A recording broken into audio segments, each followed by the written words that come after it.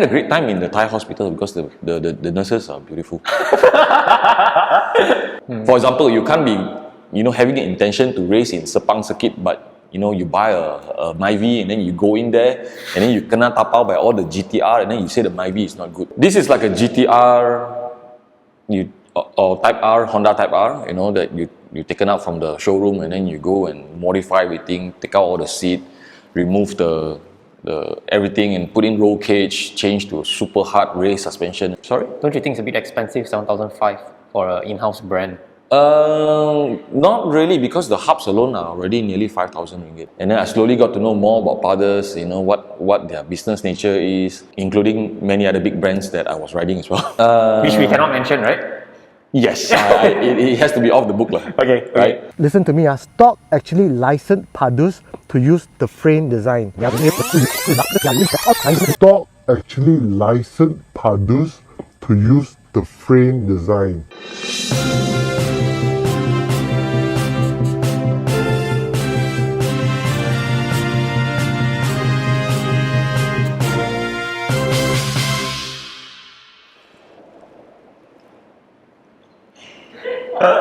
Okay. What's that? Okay. You ready to roll? Yeah. Okay, cool. I introduce you as Jay. SJ, yes. Okay. Yeah. Jay, thank you so much for coming on the show. Yep. Welcome. We are here at Da Vinci Cycle Hub at 8 a.m. Da Vinci is sole distributor of Elves, right? And Pardus. Yes, correct. Okay, For cool. Malaysia. From Malaysia, Yeah. yes. You've got here a Pardus Robin SL. Yes, that's correct. Can you tell us more about the brand Pardus? And Pardus is a Chinese brand. They are predominantly perhaps one of the largest carbon bike manufacturers in China. Right, so they do a lot of contract manufacturing for a lot of big brands as well, all the way from Europe, America, and all that.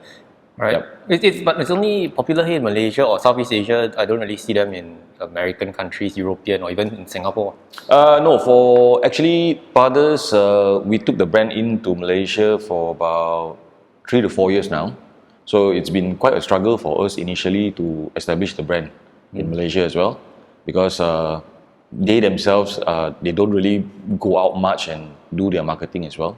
So they just do more on the contract manufacturing side. But of lately, within this last 1-2 years, they are starting to get more aggressive when it comes to international marketing. It means towards the end, for the consumer side. Okay. But before we move on to the bike and talking more about Pardus, maybe you can introduce yourself and tell us how long have you been cycling? I have been cycling for 7 to 8 years now. 7 to 8 years. Lost a lot of weight from a big fat boy to, well, still big fat. But were you in other disciplines of cycling, or was it No, road biking? no. I started cycling because I was on the verge of hypertension, high blood pressure. So doctor gave me 2 choices: either I start medication or I change my lifestyle. So swimming wasn't much of an option, although I have a swimming pool in a condo. But and then running was totally out of the equation as well, and then I picked up cycling. But why cycling of all things? Usually, running would be Running would be definitely the cheapest option, but it would have killed my ankle and my knees because I was about 105 kg at that point of time. Wow. So I'm assuming now that you are cleared of all these issues already. Yeah. Cycling, wow. Yeah. Okay. So would you recommend cycling to anyone who wants to get fit, or? Definitely, most definitely. But Definitely. What was the first bike? I mean, coming into the sport, right? How do you know what to do? Was it a foldy that you started off with, or straight into road biking? In my experience, of course, as usual, a lot of people, I went from bike shop to bike shop, to look for bicycles. And I was totally caught off guard by the price tag. So after that, a lot of the bike shop salespeople, they recommended me a mountain bike.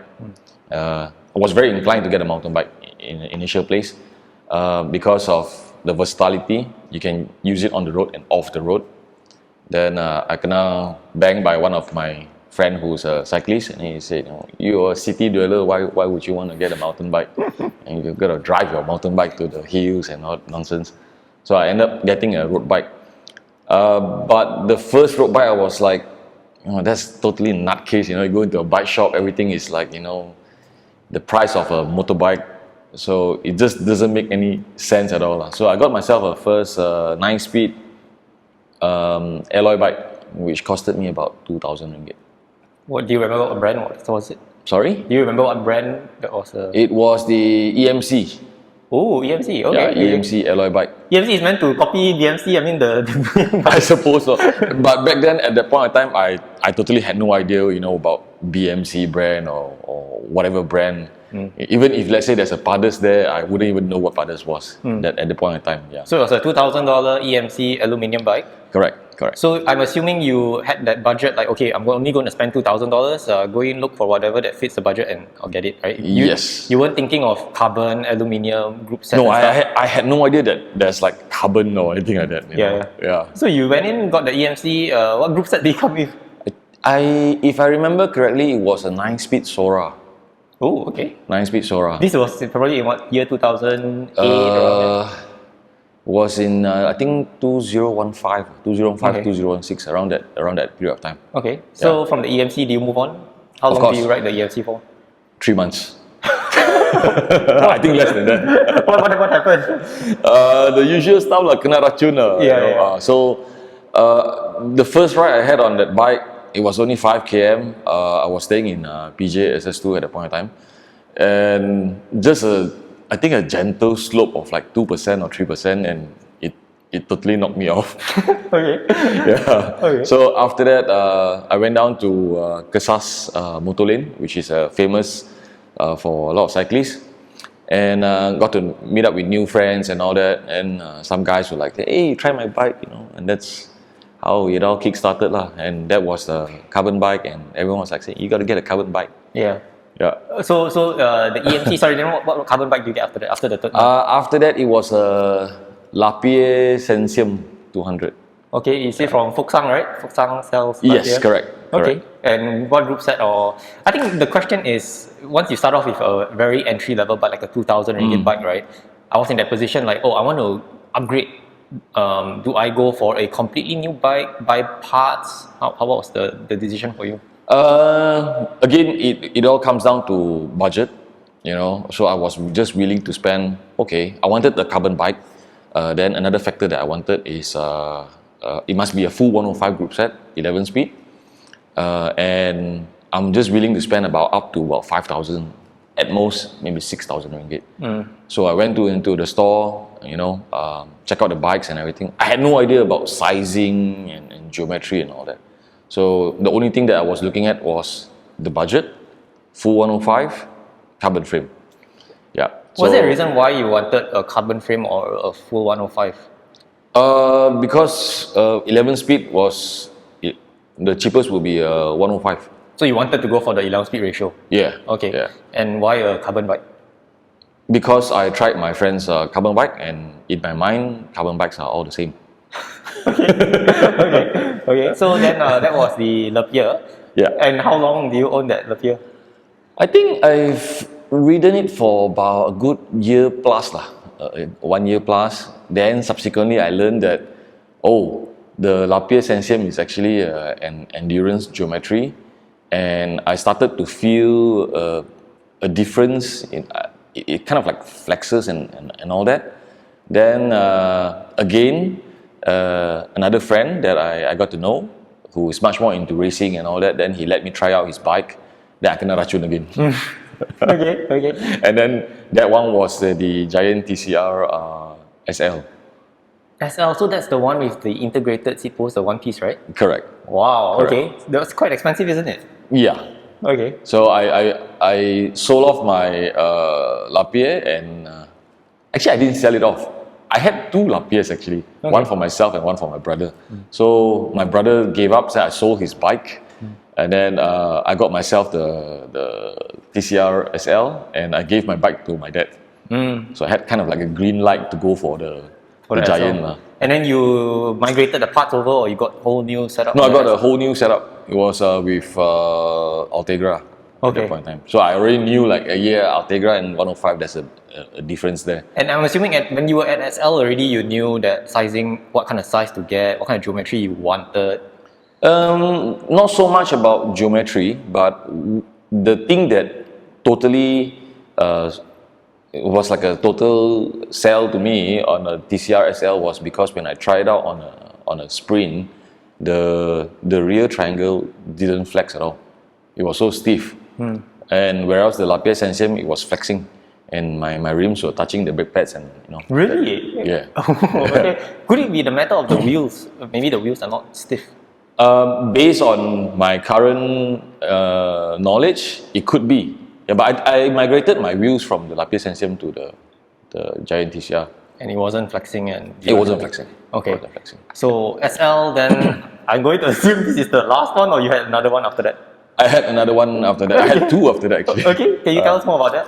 After the SL, I actually bought a Dogma F8. Ooh. Yeah. Okay. I had Dogma F8. Then after that, but I just kept it at home. I didn't ride it that much. Too sayang lah. Oh, is there a reason why you wanted the F8? Or why you bought the F8? Everything that is expensive must be good, right?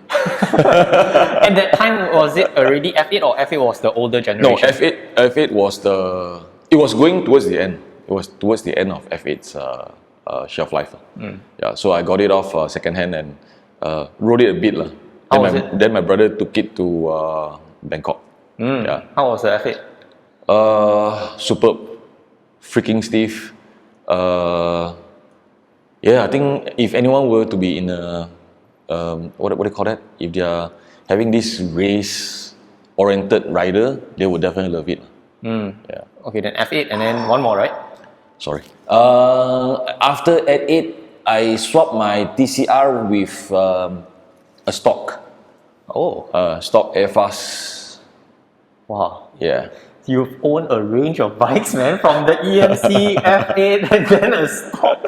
By the way, guys, I have no idea. This is my first time knowing about this. Okay, so then after the Storck, Aerfast 3, one. It wasn't Aerfast 3. It was the older version. Okay, Yeah. the Aerfast. Yeah, Aerfast. So those bikes are not cheap, man. It doesn't come in cheap, right? The Yeah, F8 I had to sell 2 kidneys. So this is the one right in your body now, is the third one. Yeah, the third one. So after that, this one. No. The Pardus. Okay, what happened was right after when I was riding the Aerfast, then my current boss, approached me and asked me to try out Pardus. So this whole establishment wasn't here yet at that point in time. This was about 3-4 years ago, and he asked me to try out Pardus. He just contacted me through Facebook Messenger, and I was like, WTF, man. I'm riding a Storck, a German brand, and Pardus, what is Pardus? Yeah. At that point in time, I already knew brands like Cervelo, Pinarello, and Conago and all that. So never heard of Pardus. And I was like, are you kidding me?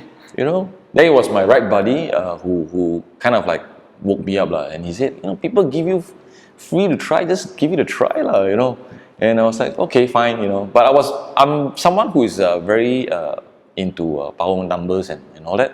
So when I try out the bikes, I have to definitely make sure that I'm using the same wheel set, the same power meter and everything, my stack height, everything. I got to make sure that they are correct. Then only I'll give it a go lah. So the first Pardus bike I tried was the Spark, which if you look back at the old Spark, it looks very much like the Scott foil. Yeah. Okay. So I gave that a try, and my initial impression was that when I rode it, I was like, holy shit. If I can ride blindfolded, I can't even differentiate if it's a Pardus or my Storck at that point in time. Yeah. And that bike brought me to my first ever top 5 in a race. Wow. So from then you were convinced that Pardus, regardless of the brand, the bike itself is pretty good? Not really, because I still haven't had a very detailed exposure with the Pardus brand. I just knew that there were like 3 models at that point of time, which my boss actually brought in. the Spark, and then the Super 3 and the Super 5. So the Super 5 is the one that was the flagship model, but I didn't really like it because I was so in love with the aero of the Aerfast. So in the end, I tried the Super 5, and that Super 5 landed me my first podium. Yeah. So from then on, you got the Robin SL. After that, I got the Robin SL. Yes. Okay. So why the Robin SL? And you like I said, you've owned multiple very expensive bikes. You probably explained it just now. Why Pardus, right? And that got you the podium. Tell us more about the process of buying this and the components and what you have on over here on this specific bike. Right. This is actually my second Robin SL frame. The first one that I had, which I love it a lot, was purple in color, very sexy. But I put it on top my roof rack on the car, and I went through a palang. A palang is a toll booth. Yeah. The gantry. It was a bridge. I was so bonged from a ride that I totally forgotten that the bike was on top. I've heard horror stories of this. Like people, after their ride, they leave it on top, but they don't realize that there's a bike on top. Correct. They think that it's in the car or something. They just drive through. They totally neglected about that, right? Yep. Bang. So sorry. What happened after that? I just heard a very expensive crunching sound. Oh my god! At least you managed to ride the bike in the morning, and then Yes. I actually went for a work trip up north. Brought a few more expensive bikes. Lucky thing they were in the car, and my own bike was on top of the roof. And then I wanted to take a shortcut back to my house, and there was a small little bridge that they wanted to prevent lorries to go through. So they had this horizontal pillar, right? Yeah, pillar or whatever you want to call it to prevent the lorries from going through. So I went through that, and it was very slow. I was just doing like maybe 5, very slow, and I just hear the Oh shit! and I was like, oh, yeah. Came down from the car, screaming. What happened to the bike? Was it totally crunched up or? If you want to have a look, the bike is there actually. Okay, later we have a look. Okay, but why is the bike still here? It means it's still working. Or are you trying to fix it up? No. I have asked a carbon repair person, and he mentioned that it can be repaired, but highly not recommended to be ridden outdoor. So since I do a lot of indoor training, so I plan to use that, maybe plug in some 105 or whatever. Okay, so you managed to salvage it. At least you can still use it indoor. The parts that are broken are basically the head tube and the top of the the top tube. And I salvaged the seat post, so you can see some scratch marks here. And other than that, yeah. Group set all okay, right? Group set all okay. I ripped off my the S-Works power saddle, the carbon one. So the railing actually got broken as well. Shit. Yeah. Oh my god, I'm so sorry for that. But that's an excuse to buy another bike. Then that comes to another reason why I chose this bike. If it were to be let's say a Pinarello, I don't think I would be able to buy another Pinarello. It's too expensive. Yeah. Okay. Yeah. Okay, then this Robin SL. Tell us more about this bike and the components. Okay.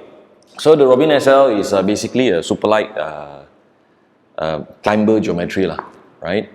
Huge down tube with round cross section and very, very stiff. Uses it's a different grade of carbon. They didn't source it from Torreca, so they don't use the T1000 codes and all that. But based on the properties of the carbon material, it's somewhere around between T1000 and T1100, right? So what else? Sorry, okay, let's talk about your geometry. How tall are you in Inseam and the size? I'm about 174 centimeter height. Can't really remember my Inseam. Okay. But this is a size S. If you were to go with according to height, I should be getting an M size. Yeah, but I'm someone who has a longer torso and shorter legs. Unfortunately, I don't look like a model. So that's why you got the S. So I got an S. Yep, correct. Can you tell us more about people who wants to buy a bike? Sizing is usually an issue. They don't know what size to get, and they get ill-fitted size, and that screws up their whole entire ride, right? Correct. What's the one tip that they should know when they walk into a shop? How do they look for a size? I think I usually, when customer come to my shop, the first thing that I usually would want to know is what type of rider are they. Sizing, you can go with your actual size for road bikes, or you can actually go one size down, and then we can compensate that with a longer stem, which like what I did. The main thing is about the rider themselves. They need to know what they want. For example, if you are someone who is into racing, you might want to have a very aggressive front end. So you might enjoy a smaller one size down bike like myself, so that I can go lower. And if you are someone who has back issues and you want to ride long distance, audex and all that, you can't be riding in this position for that long. So that being said, that is a very crucial thing that the rider need to understand themselves. Not everybody loves to race, but of course nobody loves to be left behind, right? So that's one thing. The second thing will be the geometry, right? Race geometry versus endurance geometry. That being said, actually now I wish I do keep my old Lapierre for audex rides because it's a comfortable ride. So this is a bit aggressive, obviously, looking at the setup, right? Yes, correct. Okay. So bike fitting, what about bike fitting? What are your thoughts about that? Is bike fitting necessary? Not when you... Okay, bike fit, the basic one, for me, I think it's more than good enough. So unless you are someone who has a severe physiology discrepancies, if I can put it that way. For example, if you are someone who had an accident before and you broke your leg, and then you have a long and short legs that is not very severely imbalanced, then you might want to go to a real professional bike fitter, because they will have a better knowledge on how to rectify that for you. Yeah. Other than that, there's just some basic bike fitting guidelines, which I believe a lot of bicycle shops, modern bicycle shops, those guys should be able to do that. Can you do a simple bike fit at home, and how? You need assistance, from someone else. That will be a much more better one. Yeah. Okay. So then this is you size down, one size down S, a long stem, very aggressive front end. Yep. Let's talk about the cockpit. What do you have here? And this stem is very angled down. I think I used to own this zip. Yeah, that is a 130mm -17 stem. It's a zip service cost, right? Correct. Okay, Correct. 130. 130. Aluminium handlebars. Yep. Why? Perhaps I should backtrack a bit, on why I don't ride expensive bikes anymore. Yeah. Right. Because that was your question as well. Yeah. The wake-up call came somewhere when I was riding the Storck. I went to a race in Thailand, and we were in a breakaway group, small group, about 6 or 7 people, and then doing like 48, 50 km per hour, very flat, very nice road, and we had a crash. I literally just flipped over because one guy just decided to turn left when it's a straight road, so couldn't avoid that. And I had my Bora Ultra on my that bike at that moment, and I crashed, broke my collarbone. And when I was sitting on the tarmac, the first thing in my mind was, is my bike okay? So I believe, about maybe 9 out of 10 riders would be asking the same question. I believe you'll be asking the same question. See, I've got an accident here. The first thing I felt, right, I look at my bicycle, is it okay? Is it still in one piece? Yes. The body still can be repaired, but not the bike. Correct. So the only guy that wouldn't be asking that would be someone who is already knocked out. Yeah. Okay. Yeah. So total the Bora Ultra, lucky thing the frame was still okay. So as I went to pick it up, then only I realized that my collarbone was broken. Oh shit. Yeah. Okay. So had a great time in the Thai hospital because the nurses are beautiful. Yeah.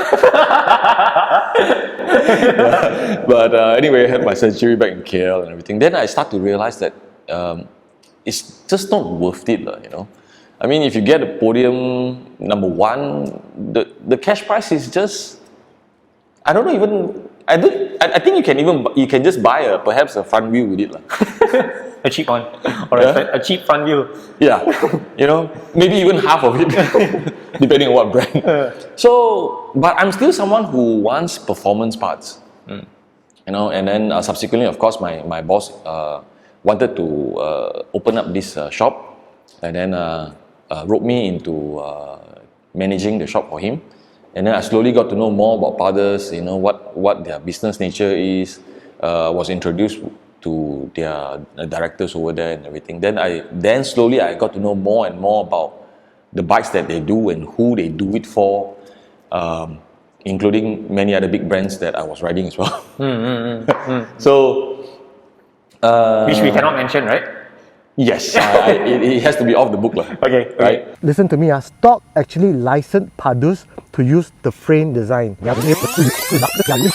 Storck actually licensed Pardus to use the frame design. So from there on, I was convinced that they do have very good lineups. Actually, all brands have performance models as well as entry models, if you want to call it that way. A lot of people like to call endurance bike as entry models just because they are cheap, but I personally don't agree with that because it's more on purpose rather than, For example, you can't be, having the intention to race in Sepang circuit, but you buy a Myvi and then you go in there and then you kena tapau by all the GTR and then you say the Myvi is not good. When the Myvi is a splendid car for people to go everywhere. Yeah. So you have to know what you want. Right. So know what kind of bike and what kind of rider you are and what you're going to do. Correct. Okay, so then, I got lost already what we're talking about. So Pardus, the brand itself, you recommend a Pardus. And how come, okay, let's talk about your frame itself, right? It has very cool decals here, Campact. How come? Okay, this particular Robin SL was a special edition Robin SL. So it comes stock built with Campact group set. It was the Campanello Centaur. But unfortunately, which is why you can see even the Italian colors there and all that. A little bit cursive type of font. Not really my favorite, but we don't have the older model which comes in green and purple color. The one that I totaled. And I love the frame a lot, how it rides and how it feels. So I've gotten this. I'll definitely go and spray it down maybe one of these days. In terms of the frame, what is the performance like? Super stiff, freaking stiff. It's like on some days that I want to do coffee rides and all that, I don't enjoy riding on this bike because it's just too stiff. I like to use cars, as a comparison because of my background as an automotive engineer. So this is like a GTR or Type R, Honda Type R, that you taken out from the showroom and then you go and modify everything, take out all the seat, remove the everything and put in roll cage, change to a super hard race suspension and all that. So you won't enjoy this kind of feel when you want to go for marketing. You know what I mean? When you pass through all those speed bumps, all the yellow lines, you can literally feel it in your bones, like. So that's how I felt whenever. Is it a good or a bad thing? For race, definitely good. Yeah, definitely something that I love it when I'm going on a race. It's responsive, very very snappy, and it just gives you that immediate response. Okay, and you have on here I don't know what group set this Dura is, but I see an Altegra RD. Tell us more about the group set. And why do you throw away the Campact that came with it? No, because I have the option to just buy the frame. From my boss. Right. So you didn't get the Campy group set. Correct. So I just bought the frame, and then the group set is in the shop somewhere. To be sold later. Yeah. So for group set wise, it's a very rojak, very mixed up group set. Having a Di2 Altegra for the whole system on the Di2, a Dura Ace power meter by XKD. Where's the power meter? Oh, it's okay. Okay. Right, and then I have EE brakes on just to shed a few more grams. Yep. So Di2 and the cassette is actually Dura Ace 1130 and 105 chain. Okay. Any reason, specific reason for all Yeah, this? yeah. Now there's plenty of people going for 12-speed Di2. Very good time to get all those 11-speed Di2 that people are selling off. At a very much discounted Yeah. price, right? Yep. Okay. So I got a few set, and then as for the crank set, this is actually not my first option. This was actually my spare, because my first option was the XKD power meter, because I'm running 165 mm. This is a 170, so I installed the 165 on my TT bike. So what else? 105 chain, yeah, the go-to chain for. I would highly recommend to But a lot it's of people. heavy, right? It's much heavier. A little bit, but you get the extra mileage. So usually 105 will last you about 4,000 km, whereas Dura is about 3,000 km. So my mileage is pretty high, so 105 it is. As for cassette, definitely go for Dura Ace for better shifting. So just to share with some viewers, when you do a lot of shifting, 105 you may get a bit of delay. And then people will upgrade to Ultegra because it feels so much more smoother. Then Dura Ace is definitely smoother. The secret is not in the RD or the shifter, but in the cassette. I didn't know that. Yeah. Okay. So definitely worth it to go for a Dura Ace. But in terms of durability, it's not as durable as 105. I always had that misconception that from an Ultegra to Dura Ace, the amount of money you're paying is merely for weight and not for anything else. That's what I've been told, and that's what I thought all the while. I've never owned a Dura Ace, so is it worth that money? And I think it's extra 3,000 ringgit just to move up from Ultegra to Dura Ace. I would say that highly depends on people, right? Worth it is something that is very, very subjective. But for me, I wouldn't really do it unless it's like a reward to myself. For example, the EE brakes is definitely not worth it. Really? I mean, it's a no-brainer. Like, why would you want to save just 200 grams for? Fancy. If you think that when you push your bike out and all your bros will be like, whoa, e-brake, then it makes you feel better, then it's worth it. But you get dropped, then how? Yeah, then it's not worth it anymore, right? So, the reason why I got the e-brake was because last year I cleared all my medical checkup. Just a reward for yourself. Yeah. Okay. Better than spending like 3,000 on medical bills. Okay. So tell us more about EE brakes, and then I know you say it's a reward for yourself. Let's talk about the real reason people actually want to buy a EE brakes. I think primarily it's weight, right? It's on the lightest ring brake calipers. Yeah, primarily most people will go for EE brakes is because of the weight. Because a pair of EE brakes is equivalent to about one piece of Dura Ace. So they come up to be about 180 plus 190 grams. So Dura Ace is approximately about nearly 198, 200 grams for one side. Only one, either the front or back. I remember interviewing someone who has EE brakes, and they said that the adjustability on the fly, there's this thingy here, right, that you can adjust. What's it for? You mean the little screw here? Yeah, that most other calipers do not have, right? This one is to make the brake go like that. Oh, swivel. Yeah. Not to make it tighter, or? No. Okay. Yeah. Do you adjust on the fly? The one whether you want to make it tighter is the screw here. Top part here. Yeah. So that's the one that opens up or loosen it. Will you recommend EE brakes? Do you think EE brakes will become cheaper now that rim brakes are dying off? They're still holding its value. Yeah, they're still holding its value. Will you recommend EE? I would recommend people to set a target on their fitness level and reward themselves. Yeah.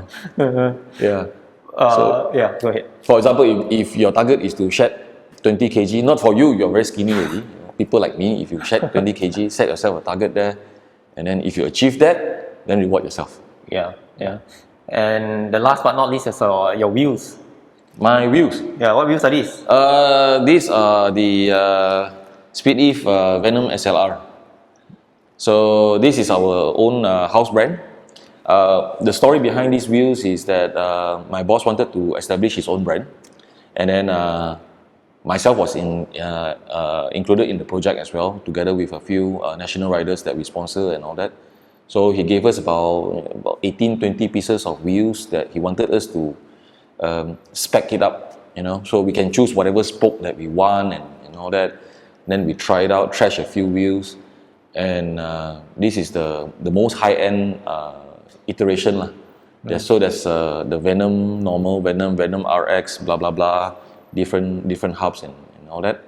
So this is the most high-end one. What hubs are these? This is the DT Swiss DT180 EXP. How much do these wheels retail for? The whole wheel? Yeah. The currently 7,500. What do you think about that? Isn't it a bit expensive? Sorry? Don't you think it's a bit expensive, 7,500 for an in-house brand? Not really, because the hubs alone are already nearly 5,000 ringgit. And these are all Sapim CX-ray spokes, which a lot of cyclists who has been cycling around for a long time, they will know that Sapim CX-ray is like one of the gold standard for high quality performance rims used by Zips and all that. Yeah. So each spoke is about 20 bucks. So that spokes alone are about 1,000 plus ringgit already. Yeah. 5,000 ringgit for hubs.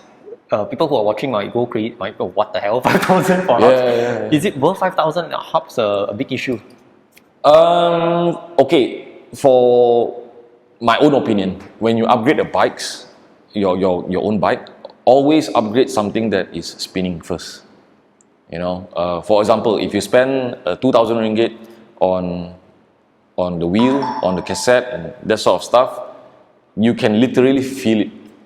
That's the whole reason why people buy carbon rims, apart from looking good, right? But if you spend 2,000 ringgit on, let's say, a carbon saddle with fancy 3D printed stuff or whatever not, you smack it there, you can't feel it, the performance-wise. Only your butt can feel it. Other than that, you can't feel the 200 gram that is being shaved off. All that is because of the rotational mass that you have to spin up. So, would you say that the biggest upgrade that someone could make to improve their speed be the wheels? Yeah, Yes. Carbon rims. Correct. So the rims, the tires, and perhaps the chain. Actually, in my own opinion, right, I think the most budget-friendly and biggest upgrade are the tires itself. Yes. Because it's in contact with the patch of Correct. the road, right? So I think when I made the upgrade to GP, that time was 4,000 S2. Oh, my bike was just rolling, even though I had alu wheels and everything, right? It was one of the best. And let's move on to your tires. What tires do you have? And tubeless or clinchers? These are the Strawberry Pro 1 and I've set it up using tubeless. Do you think tubeless is the way to go? I'm still on old school clinchers, 110 PSI, man. I have been riding tubeless for the last nearly 3 years. Not gonna go back to clinchers. Really? Yeah. What's the reason? Okay, over the last 3 years, I have only suffered severe puncture to a point that I can't ride anymore. Maybe about twice. Other than that, it's all been smooth sailing for me. Yeah, so really good, very comfortable. Considering that the frame is very stiff, then I'm running about 70 psi to 80 psi, so it helps to dampen off the whole ride harshness. So that's one of the good things that I like about it. Second thing is just the whole puncture. I won't say it's puncture proof. Actually, when I go ride, based on what I understand, I do get puncture, but the sealant does its job. So I don't even know that, I encounter a puncture or anything like that. Yeah. So I was crazy enough to ride from KL to Malacca and Malacca back just like that without any kit. It's quite risky. Yeah, but over time the confidence developed, so I was okay to do that. Okay. So there was like about 4 of us on that trip. 3 were running tubeless, 1 was on tubes, and it was during a Merdeka holiday, if I remember correctly. The tube guy ran out of tubes and had no shops open. He had to go to all those DIY store to get the instant pump thing with the foam that is being injected in and all that. Yeah. Oh, that will be me, man. So perhaps that's one of those things that this is purely based on my experience. Yeah. And lastly is the saddle. This is the Specialized or S-Works? This is the Specialized. Specialized power, Specialized right? power, yeah. Right. With the normal rail, because I broke my carbon rail. Yeah. Thoughts about short and long nose.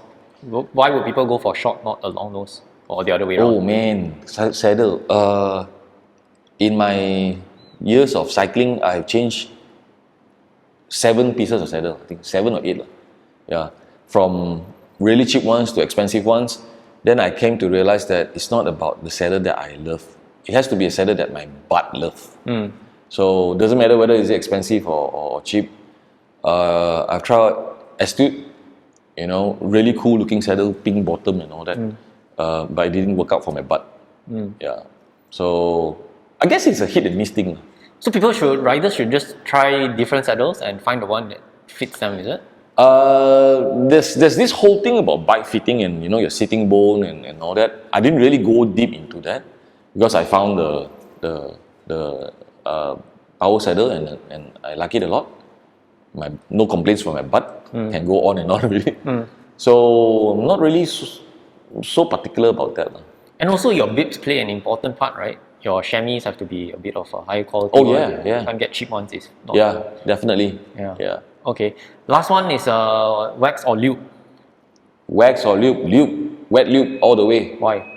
Now wax is getting more popular because of maintenance, right? Don't have to degrease and it lasts a bit longer.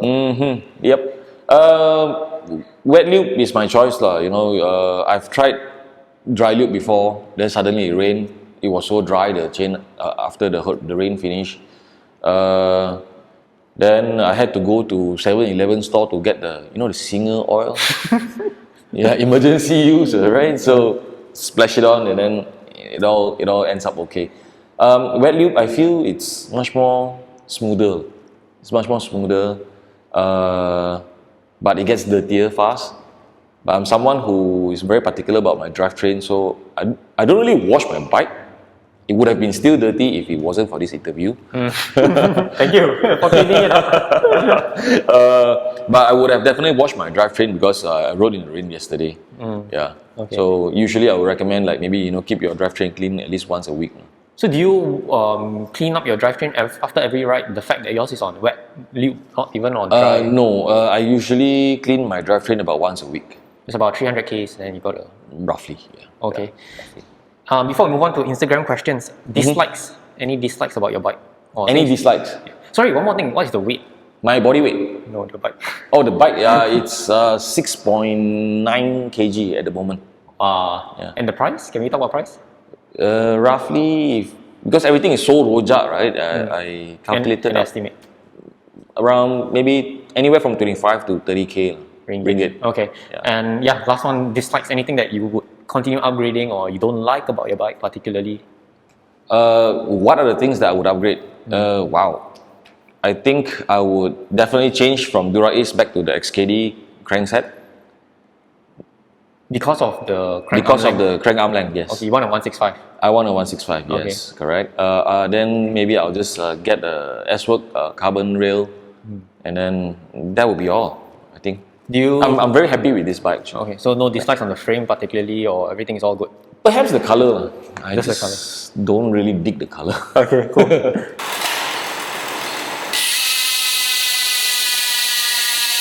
Okay, we move on to the Instagram Q&A. If you guys want to ask your questions, you can follow me on Instagram and you can submit your questions. Jay, are you ready? Yeah. So these are the questions from people who submitted on Instagram. Okay. Wow. The first question, can you climb on this bike? Can you climb on this bike? Is this meant to be a bike for climbing? Of course, it's a very light bike, stiff. The whole geometry is made for climbing. The only problem that I might climb slow is perhaps my body weight. So it's not the bike? Yeah. So are you more of a sprinter, climber, all round? Depends on my preparation towards the event lah. Okay. Yeah. So at my lightest, my body weight was about 67 kg. Now I'm back to about 82. Oh, okay. Yeah. Are the EE brakes performance better than the typical Dura Ace or Ultegra? I felt, because I've used the Ultegra brakes before, I felt that they are pretty much quite similar. That being said, braking on carbon rims in the wet weather, irregardless of what calipers you're using, they are equally sucky, right? But the one thing that I like about the Ultegra or the Dura Ace would be the adjustability on the fly. For example, if you're riding and you hit a pothole and your rim somehow just go wobbly, you can just easily open it and the whole caliper just opens and you won't get brake rubs. Whereas on the EE, it's a bit more. You might need to stop your bike and then press on and open the disc. Then it works that way, lah. Yeah. Have you tried disc brakes? Disc brakes. Have you tried? Yeah. I work in a bike shop. What are your opinion on disc? Will you get one? I mean, now you're on rim.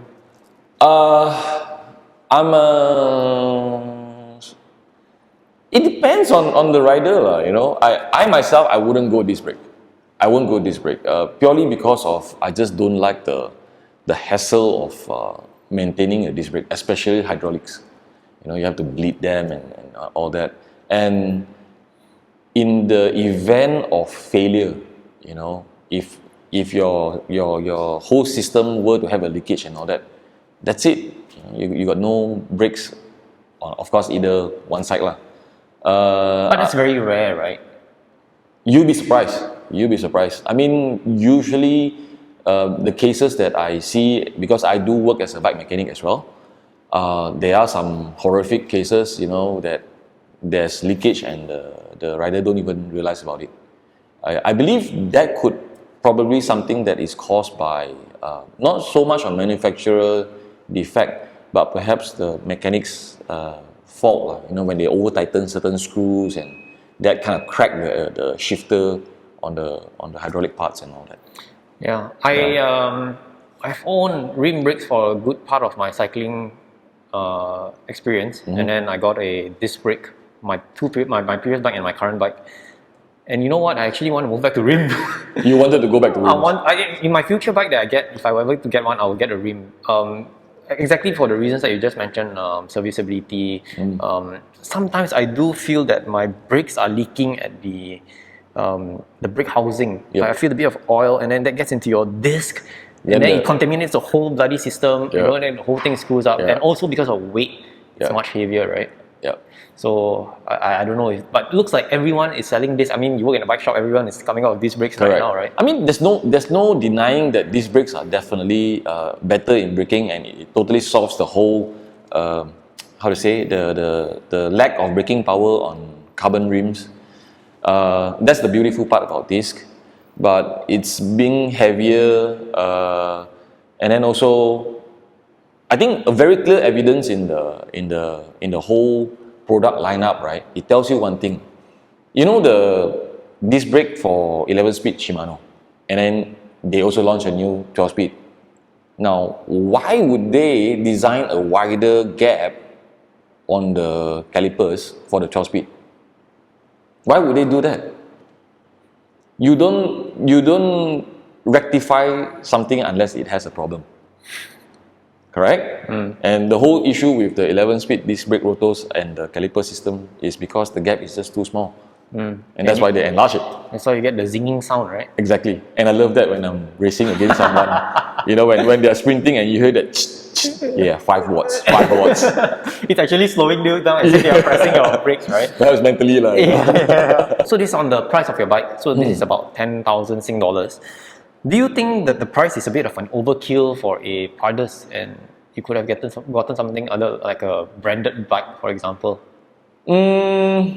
No, because I know about the background of this particular frame. This frame actually is back then, right? Back then, maybe about 6 years ago, there's another Masale brand that has this identical frame. I can't. You all go and do your own research and find out which one is the. Yeah, you can. It's a New Zealand brand lah. It's okay. a New Zealand brand.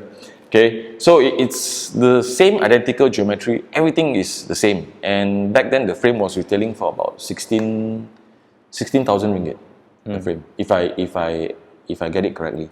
And that's one of the reasons why I immediately snapped it up. I purchased it. It wasn't a bike that is free from the shop. I bought it myself from my boss. Of course, I get staff discount and all that. Yeah. So, because I knew about the whole thing, it's definitely one of those weight mini bike frames that a lot of people go for back then. And and right now we are selling the frame for about 7,000 ringgit. So it's like half savings. I can get that money and go ride in Europe with it. 6.9 kilograms. Is there a reason why you keep it slightly above 6.8 and just not 6.8 on the dot? Were you even calculating all this? No, the lowest I went down with this bike was about 6.3, 6.4 kg. That was with a carbon handlebar that I crashed and snapped. Then I chopped it off to get that weight savings. And everything was like, without water bottle and everything, without the screws and all that. So it was about 6.3, 6.4. Right now, I'm not really too particular about the whole total weight. As long as it's around 6.8, 6.9, I'm happy with it. Last two questions that I find very interesting. Sure. If you ride a Chinese bike like this, do people think that your EE brakes are original or not? The fact that your e-brakes are so expensive. Yep. So are the Dura-Ace. That is the answer to the guy's question. Yeah. Okay. Yeah. So for me, I mean, because I work in this industry, I've seen a lot of fake frames that customers bring and then ask us to install and assemble up the bike for them and all that. And I do have that little cable camera thing that you can actually see inside. There are differences between a good quality Chinese frame and the fake ones. Now the problem with buying fake frames is that you don't know where are these frames coming from. Is it coming from a factory which the boss are concerned about their customers' safety, or is it a factory that the boss don't give a shit? And you see all those newspaper thingy inside and all that. Yeah, I kid you not. You see those stuff. So that is the main problem. You can see that on the exterior, the whole thing looks like a SL7 or Dogma F12 or whatever it is. But once you look inside, then you're like, holy shit. That being said, I've also seen really beautifully done fake frames. But the thing is, if you were to go down that road, you don't know, whether you are purchasing something that is safe to use. Unless you really do that, like what I did, but I don't think most customers do that. So that's the main thing. Back to your question about the fake EE brakes and all that, I learned about the fake EE brakes quite a couple of months ago. I think it was on YouTube or something like that. But for me, because I work in the bike shop, I can get relatively cheaper original ones, off compared to retail price. So there's no point. But then again, I don't really bother much about what people say. Because usually I will zoom past them before they can say much. Good answer. I believe in one thing. I strongly believe in one thing.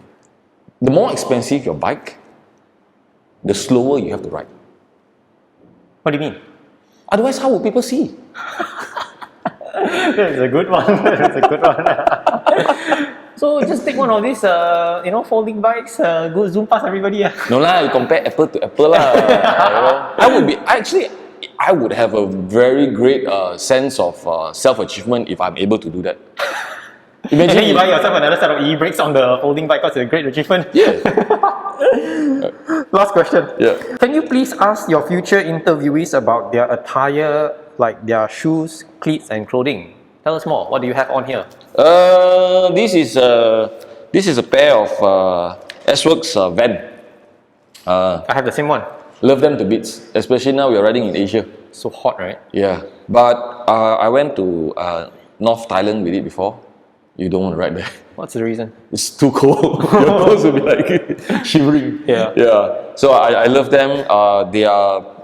They felt the base plate felt as stiff as the S-Works 7, 6, something like that. Then I have another pair of Shimano RC9. Those are my go-to shoes lah. Yeah. So how do you decide which shoes to go for? Like, when do you choose S-Works? Fashion, just color, Fashion, okay. color combination. So how do people choose shoes? Is there a specific shoe that they choose, or just choose whatever you like? Fit is an issue? Definitely fitting. You got to be comfortable, otherwise you won't be able to ride for long. Yeah, that's quite obvious, I guess. Yeah. What about apparel? Apparel, this is a brand that myself and a few friends came up with. So still something work in progress. So it's a prototype, the first that everyone is seeing on the channel. Yeah, it's a prototype. What about your bits? Same. Okay, the same. So Yeah. everything is on your own. Right. That's the end of the whole interview. It's almost 1 hour. Yeah. 1 hour. Time is like 54 minutes. Wow. Anything you want to tell the YouTube population? Anything else you want to address to them? Ride hard, have fun, keep riding, burn those fats, lose those fats, and upgrade to whatever you want to upgrade. All right, thank you. So we just want to give a shout out to Da Vinci Cycles here, who has let us film in this place. So Da Vinci, you want to do a bit of promotional? What do you guys have here in Da Vinci? You want to look for bikes? You want to go fast? Yeah, just come here lah. Just chit chat lah. You know, if you don't buy anything, just come here and chit chat. You know, So you can see from the back we have a lot of elves. Yeah. Elves, This is the Elves Vanya. I think you did some interview with that before. No, I don't think, is it the Vanya? There's another Oh, one. you did the Fallout. Yeah. Fala, Yeah. not that Vanya. Okay, cool. So that's a wrap. Thank you. Thank you. Searching all night, can't seem to focus this double sight. This is a tale sworn in a sight.